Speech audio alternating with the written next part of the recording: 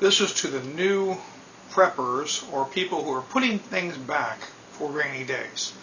Now the economy is what it is, and we can't fix that ourselves, but we're working on it, okay? So each one of us individually has to do the best we can. For people who are willing to put back a little bit more for a rainy day, you know, it doesn't have to be end of the world kind of thing. You don't want to have to call yourself a prepper to put things back. That's preparing for a bad period, okay? So I'm going to give you for an example.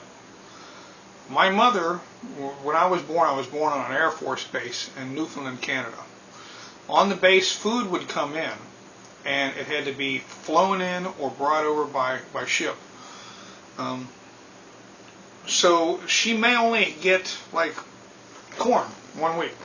There may only be corn there to pick up for everybody. Well, you didn't know if next week you were going to have corn or green beans or peas or whatever. So she would pick up what she was allowed to get. So if she was able to get extras, she got it. Reason being is, 3 weeks from now, you wanted corn, you wouldn't have it because it would be full of green beans. If you decided you wanted to have corn that week, there wouldn't be any there to pick up. So she started preparing for the times that those foods were not in stock by putting a couple of cans back. And that is how I was raised. Put back for the rough time. It wasn't I'm preparing for the end of the world. It was preparing because it may not be there. That's the way I was raised. So today I did some shopping and I picked up some corn. Let's talk about this. Go pick up your can of corn. Now trust me, this can of corn will be edible probably for like 10 years. Alright? The nutritional value will go down the longer it is on the shelves. That's true. You also have to worry about things like denting and rust and stuff like that. But if the can stays good, and we'll say it's in perfect condition, doesn't rust or whatever, you can eat this in 10 years. Alright? I've eaten canned goods that are 6 and 8 years old. I've never eaten one at 10 years old, but 6 and 8, and it was just fine. It comes with a best buy date on here. Okay, so the best buy date on this can is 9/23/14. But what do you care about that? Because you know the world's going to end on the 21st of 2012. So this can will be around when we're all gone, right? Anyway, there are links on the computer you can go to. And you can type in the codes for the different cans. You can learn when it was packaged, when it wasn't packaged. Sometimes the cans will tell you on there when it was done and when it wasn't done. So you just need to read the labels and then learn about the codes on the top. I don't worry too much about the codes and all that stuff. Okay? I take and I mark in marker on there the date I bought it. Today being 9/2/12. I bought this can. I put it in there. Now, rotation. Okay? This can goes in this cabinet and it goes all the way in the back.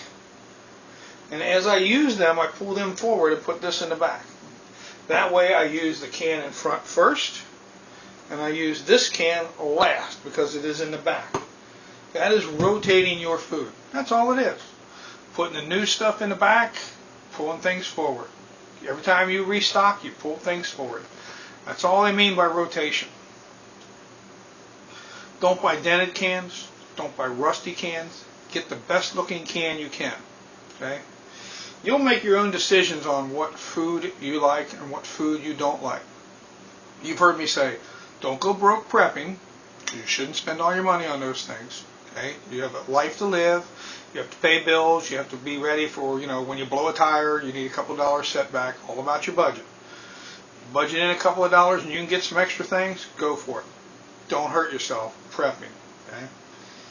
The second thing you hear me say, first one is don't go broke. Prep. You stock what you eat and you eat what you stock. Okay? You prep what you eat what you prep. In other words, if nobody in the house eats corn, just because there's a deal and you can get 4 cans of corn for $1, it's not a deal because nobody's going to eat it. Alright? So only buy what your family eats. Nobody likes artichokes?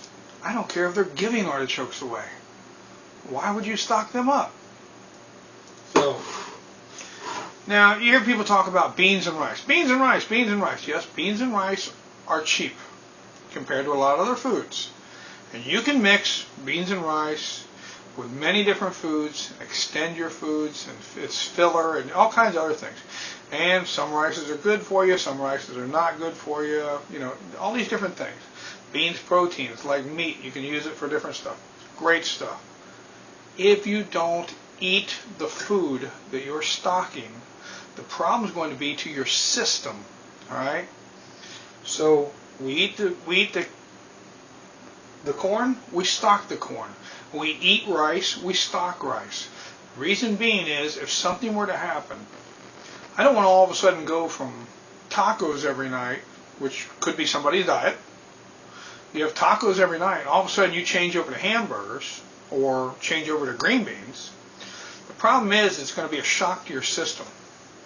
And you'll lose weight, you'll have probably gas and diarrhea and all kinds of other nasty things because your system is not used to that food. So in the service when they go out and they have MREs, okay, you stock up on MREs, if that's what you want to do, you do that. Problem is, do you eat those MREs? Because it is a shock to your system. Yes, it will fill you, but it may also either bind you up or give you diarrhea. Okay? There's two choices it usually goes with an MRE, one way or the other. And when they come back, they eat other foods at bases. Heck, at some bases now, they got Kentucky Fried Chicken, and McDonald's, and Taco Bell, and all this stuff right there on the base. So it's not like you're getting the old, you know what on a shingle anymore. You know, I mean, they still get that occasionally, but most of the time, it's pretty good food they're getting served. But when they go out for short periods of time, they may take an MRE. Okay? It's not something they live on anymore in the service. It's not something they eat every day, unless they're in a major combat zone. So,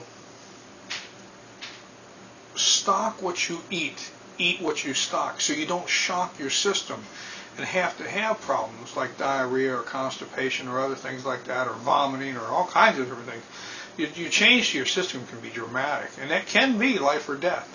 It only takes a few hours for an infant to dehydrate.